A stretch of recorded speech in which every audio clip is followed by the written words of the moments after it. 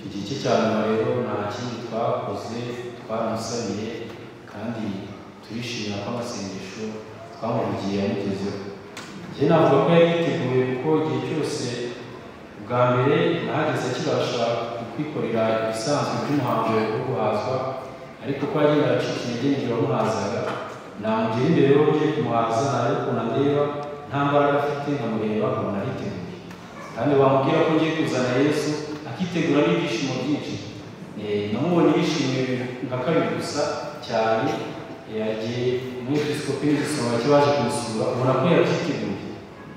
Aratubwira ati none umuhamagare wamugoshe aze anyogoshe. Nuko nyuma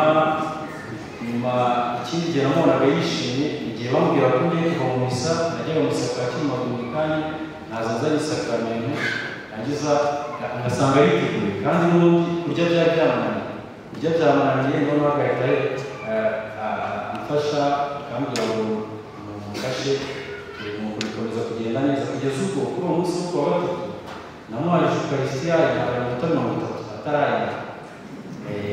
Ari kugerageza ukabona ko arabishaka, ariko nyine imbaraga zanze nta kintu yari kujya mu rugo, duhita tureka kumuhaza, ariko twizera ko Yesu ubwe yakikorera.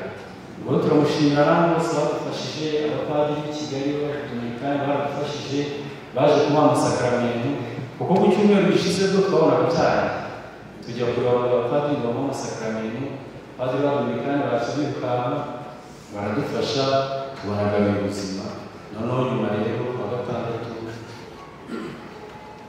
gatatu ava muri koma, kuwa gatandatu yitaba Imana.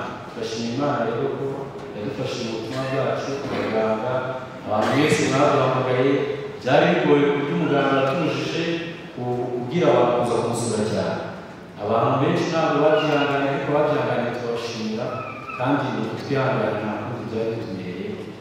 Mukomeze mugire amahoro y'Imana.